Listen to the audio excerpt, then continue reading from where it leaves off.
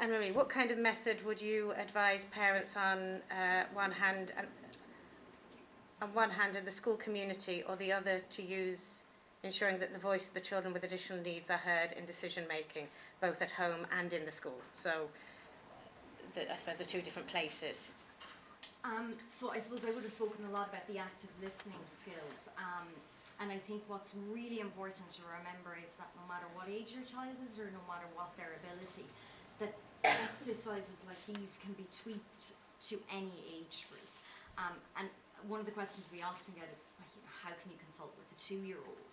And actually it can be done, because 2-year-olds, as I'm sure you're aware, will tell you exactly how they're feeling at different times. It's just about the different methods that you use. And it's really what it all comes down to, is to building the skills that your child has. And if you, when they're a very young age, if you start to ask them their opinion, or to give them the opportunity to have their voices heard, then they start to develop those skills, and they're really, they can build on that, and they're really useful throughout their life. And it's really important that children have those skills, because when they leave home, they're going to have to make those decisions for themselves, and if they haven't been given the opportunity to make those smaller decisions as they've been growing up. So I think actually it really just comes down to being given the opportunity to have their voices heard, and having those skills. And I think as parents you can do that within the home. Within the school setting, I think organisations and schools, you know, when I first started 10 years ago, there was very few organisations doing participation or consultation work. And it was seen as kind of an extra or an add-on. Nowadays, it's not. It's something that you absolutely have to do. And most organisations working with children now have some sort of youth committee, and in a lot of schools you'll find student councils, and they're a really good way for your child to maybe get involved in the decisions that are being made within the school. And if the school doesn't have a students' council, I'd be asking why not, and seeing if there's somebody who might be interested in setting that up, or that your child might be interested in setting up. So it's about maybe going back to the school and seeing what kind of different forums they have. If you're on the Parents' Council, then you can get involved in maybe setting that up. I hope that answers the question. Okay. Would you recommend any particular time or place to best communicate with my child who is reluctant to talk? Okay. I think I would probably put that back onto them a little bit. I suppose I'd maybe check in with them. As I said, depending on the age of your child, for teenagers, they certainly, I mean, a lot of them do not want to sit down and talk one-to-one, face-to-face on just one subject. So if there is, you know, if you are kicking a ball around, or if you're going for a walk, or if you're doing the dishes, then that might be a good time. For other children, that distraction might be way too much, and there's no way that they can have that conversation when they're doing something else. So I'd maybe check in with them and see, well, you know, I do need to talk to you about this. You know, we need to have this conversation, but I want it to be at a time that you're comfortable with. When would you like to do that? Do you want to go out for a hot chocolate and we can do it then? Or, you know, so maybe just check in and actually ask them. That might be the best thing to do, because every child is different. Yeah, I think on that as well, sometimes we know that children ask the most difficult questions when you're the most busy doing something, and you're thinking, like, you've got 1,000,001 things going on, and then this really crucial question gets asked, and you're thinking, how did they pick it? And I think, AnneMarie, you've touched on that a bit before, that when something comes into, the child has a plan to tell, they don't often think about, is this the best time to tell or not? But I think, as well as that, sometimes children pick that time for a particular reason. So, as a parent, I think you have to be cognizant of the fact that the child has chosen this particular time to ask you. So, whereas you may not be able to answer that question then, you may physically not be able to answer that question then, it's also important not to dismiss the fact that they've asked it then. And I think that's the balance as parents that you have to make, because sometimes the child will ask the question then because it's taken them so much courage to build up. As you're saying, they don't want the intensity of your undivided attention to answer it. They just need to get it out at that point. And maybe they need to get it out to you when you have no opportunity to respond, because they actually don't want your immediate response. That's the last thing they want. So just to remember that children pick their times, sometimes for very particular reasons. And what we'd always say in that situation is, if it is that you're in the middle of doing something that's very, very difficult to stop, give that opportunity to your child. Say, well, look, this is really difficult for me to have the conversation with you now. Is it okay that we leave it to later? Or is it so important that you think we need to stop what we're doing now? And because something might be urgent, do you know? And we've all had times where we think, God, if I'd have just known that was important when I was given it, I would have done it there and then, but I just didn't know. So I think it's giving that responsibility back to your child and saying, well, look, I'm in the middle of all of this, but I can stop if this is really important. But if not, can we speak later?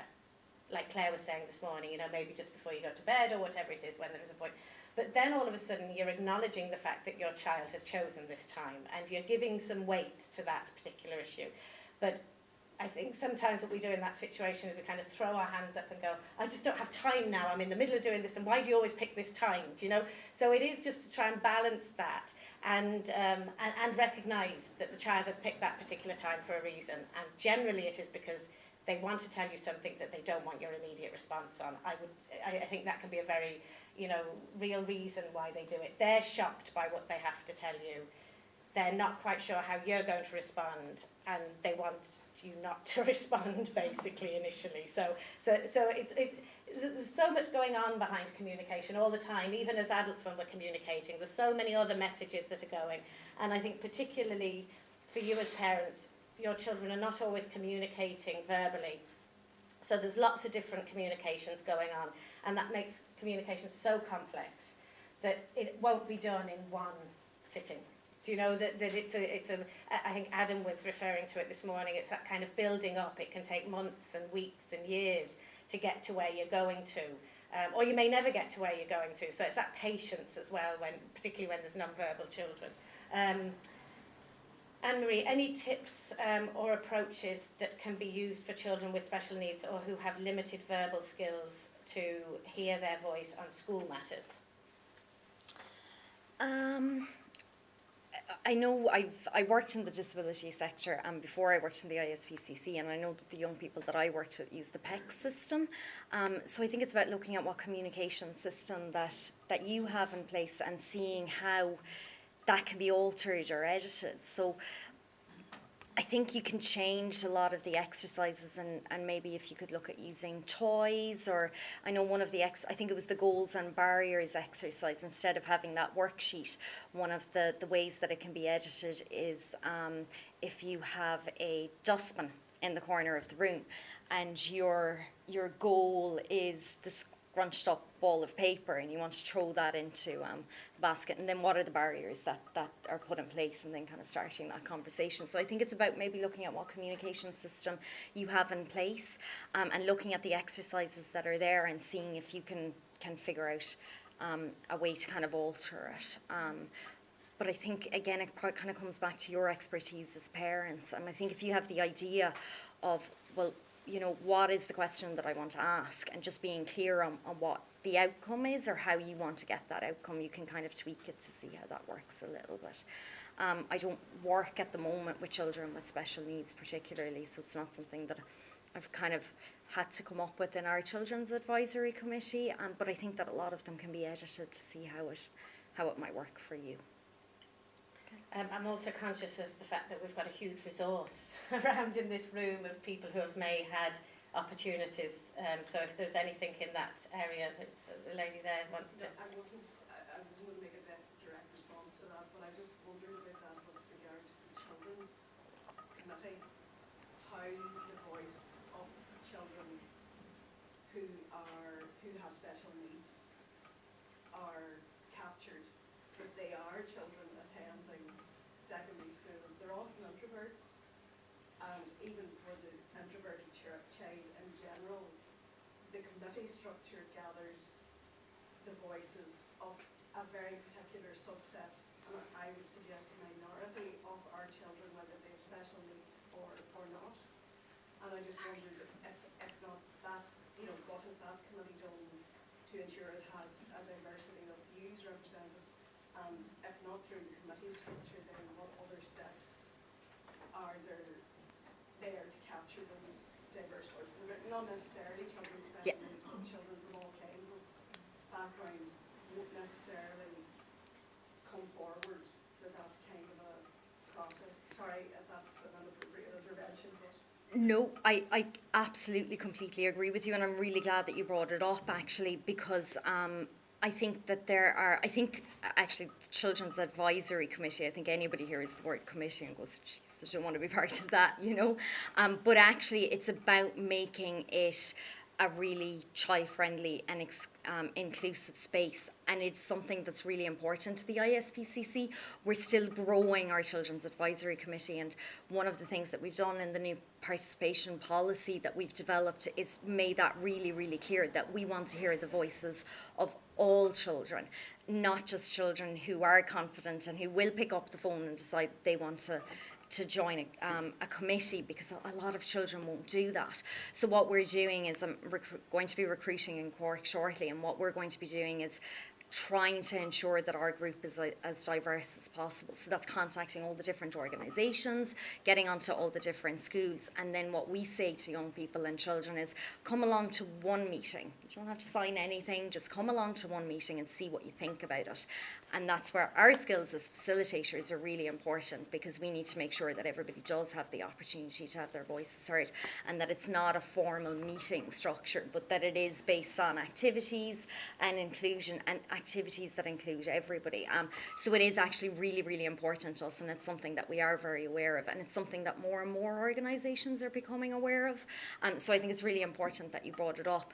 There is a document including the voices of seldom heard children that was developed by the Department of Children and Youth Affairs and Bernardo's, and that is a very good resource actually for organisations that are thinking about setting up youth forums or committees, because it gives lots and lots of practical activities for how all children's voices can be heard, not just those who would traditionally have joined a group. So there are some excellent resources in that, but they're very much based on group consultation or group involvement as opposed to one-on-one involvement. So it is something that organisations are thinking more and more about, and it's something that we are definitely focusing on when we're recruiting new members at the moment. Yeah, so if anyone is from Cork and their young person would like to join our Children's Advisory Committee, we'd love to have them. Are there any in the Northwest, or are there any plans for any to be in the Northwest? We have, at the moment, I think I said we have Drogheda, Monaghan and Cork. I know Galway are looking to set up a committee soon. They did have a committee in Loughrea a few years ago, but I think Galway are hoping to set up a committee soon. We were kind of focusing on developing the policy and having all these manuals in place before we did a big recruitment drive, but we should be doing that shortly. And I suppose when you take that back to you as parents working and talking with your own children, it's interesting that you're saying kind of, you know, that you're trying to be as inclusive as possible because everybody wants to communicate in different ways. And as parents, if you've got more than one child, you'll know that talking with one child is completely different to talking with another child, whether they're particularly different special education needs or no additional needs at all. So the baseline for this, regardless of the communication abilities, is knowing your child.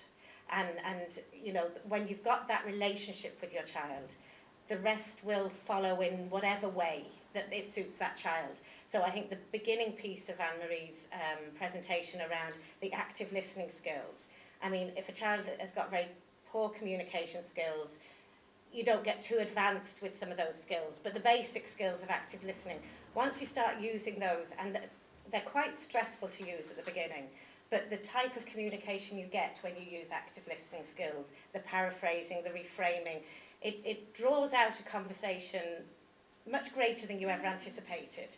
And sometimes it's that kind of starting the conversation. And I know that particularly when you're with children, sometimes they'll say something that just floors you and knocks you dead, and you're thinking, oh my God, how do I respond to that? And I'm really conscious of the fact I mustn't say the wrong thing now, because it's taken them a lot to actually say this.